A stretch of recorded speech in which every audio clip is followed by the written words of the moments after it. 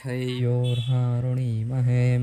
घातुं यज्ञाय घातुं यज्ञपतये दैवीं स्वस्तिरस्तु नः स्वस्तिर्मानुषेभ्यः ऊर्ध्वं जिगातु वेशशं शन्नो अस्तु द्विपदये शं चतुष्पदये ॐ शान्ति शान्ति शान्तिः सहस्रशीर्षा पुरुषः सहस्राक्षः सहस्रपाद स भूमिं विश्वतो कृत्वा अत्यधिष्ठदशाङ्गुलं पुरुष हि वेदगं सर्वं यद्भूतं यच्च भव्यम् उतामृतत्वशेषानः यधन्वेनातिरोहते एतावानस्य महिमाम् अथोऽध्याया गच्छ पौरुषः पादोऽस्य विश्वाभूतानि त्रिपादस्यामृतं दिवे त्रिपादोर्वा उदयत्पुरुषः पादोऽस्येहाब्ध्वात् पुनः ततो विश्वं व्यक्रामद शासनानशने हवे तस्माज्जो विराडो जायते विराजो अतिपूरुषः स जातोऽत्यरिष्यत पश्चाद्भूमिमतो पुरः यत्पुरुषेण हविषा देवा यज्ञमधन्वद वसन्तोऽस्यासीधाज्यं ग्रीष्म इद्मशरत्तविः सप्तास्यासन् परितयः त्रिसप्तसविधः कृतां देवा यज्ञं तन्वानाम् अभद्रं परुषं पशुं तं यज्ञं भरिषे प्रोक्षन् पुरुषं जातमग्रतः तेन देहा अयाजन्ते साध्यां ऋषयच्छये तस्माद्यज्ञो सर्वऋतः समृद्धं ऋषघात्यं पशोघं सुचक्रे वायुव्याहान् आरण्याग्राम्याश्रये तस्माद्यज्ञोत्सर्वऋतः ऋचस्याम्हानि जग्निरे चन्द्रागं जजग्निरे तस्मात् यजस्तस्माज्जजायतां तस्माद्यज्ञो अजायन्ताम् एकेच्छोभया ततः घावोरोजन्विरे तस्माज्जज्ञो अजायात यत्पुरुषं यदतुः कथिता नृकल्पयन् मुखं किमस्य कौ बाहो खावोरोपाधा उच्यते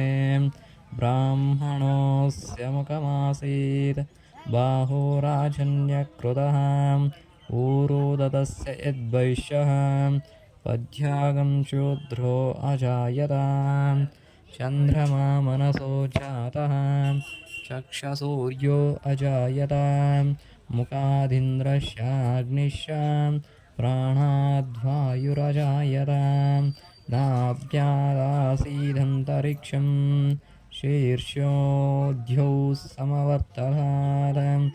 पद्भ्यां भूमिर्धृततो श्रोदत् तथां लोकाम् अकल्पयन् वेदाहमेधं पुरुषं महान्तम् आदित्यवर्णं तमसस्तु पारे सर्वाणि रूपाणि विशिष्टतीरः नामानि कृत्वा विवधान्यदास्ते दातां पुरस्तात्यमुधा जयाहारां चक्रप्रविष्टान् प्रतिदष्टत्रस्सां तमेभां विद्वानां बृह इह भवते नान्यपन्था अयनाय विद्यते यज्ञेन यज्ञमयजन्त देवाः तानि धर्माणि प्रथमान्यासन् ते हनाहं महिमास्यजन्ते यत्र पूर्वे साध्यां ते देवाः अर्थसम्भूतं पृथिव्यैरसाचां विश्वकर्मण समवर्तदादिं तस्याज्ञा विदद्रूपमेते तत्पुरुषस्य विश्वमहाजानमग्रे वेदाहमेतं पुरुषं महान्तम् आदित्यवर्णं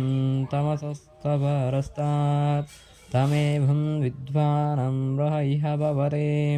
नान्यपन्था विद्यते यनाय प्रजापतिर्क्षते गर्भे अन्तः अजायमानो बहुधा विजायते तस्याद्धीरा परिजनयन्ति योनिं मरीचीनां पदमिच्छन्ति वेदसां यो देवेभ्यो अतपते यो देवानां पुरोहितां पूर्वाभ्यो देवेभ्यो जातः नमो रुचाय ब्राह्मये रुच ब्राह्मा जनयन्ते देवा अग्रे तदब्रवन् यस्वैषं ब्राह्मणे विद्यते तस्या देवा असन्वसे ईष्यते लक्ष्मी च पत्न्यो अहोरात्रे पार्श्वे नक्षत्राणि रूपम् अश्विनौ व्याक्तम् इष्टं महिषाणाम् अहं महिषाणां सर्वं महिषाणाम् ॐ शान्ति शान्ति शान्तिः ॐ हिरण्यवर्णां हरिणीं सुवर्णरजतस्रजां चन्द्रां हिरण्मयीं लक्ष्मीं जातवेदो मवावः तां महाभागां जातवेदों लक्ष्मीमनपगामिनीं यस्यां हिरण्मयीं विन्ध्येयं गामश्वां पुरुषानः अश्वभूर्भां रथमध्याम् अस्तिनादप्रबोधिनीं श्रियं देवीमुपक्वये श्रीमान् देवीजुषतां कांशोष्मितां हिरण्यप्राकारां माध्रां ज्वलन्तीं तृप्तां तर्पयन्तीं पद्मे स्थितां पद्मवर्णां तामयोपक्वये श्रियं चन्द्रां प्रभासां यशसां ज्वलन्तीं श्रियं लोकादेवजुष्टमुदारां तां पद्मिनीं शरणमहं प्रपद्ये लक्ष्मीं रे नश्यतां त्वां वृणे आदित्यवर्णं तमसोज्झातो वनस्पतेश्च वृक्षोज्झ बिल्वः तस्यां फलानीं तपसा नृसंधे मायां त्वराख्या बाह्याः लक्ष्मीः गन्धद्वारां दुरादोषां नित्यपुष्टां करीषिणीम् ईश्वरीं सर्वभूतानां तामयोपक्वये श्रियं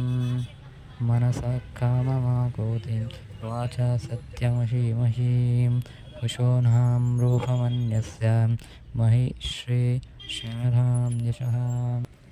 खद्रमेनां प्रजाभूतां महिसम्भवकद्रमां श्रियं वासय मे कुले मातरं पद्ममालिनीं पद्मानने पद्महूरे पद्माक्षी पद्मसम्भवे त्वामहं भजस्वां पद्माक्षीं मेन सौख्यां लभाम्यहम् अश्वदाये गोदाये धनदाये महाधने धनं मे यशदां देवीं सर्वकामार्च देहि मे पद्मासने पद्मविपद्मापत्रे पद्मप्रिये पद्मदलायताक्षी विश्वप्रिये विष्णुमनोनुकूले त्वां पद्मामये संविदत्वाम् लक्ष्मीं क्षीरसमुद्रराजदनयां श्रीरङ्गदामेश्वरीं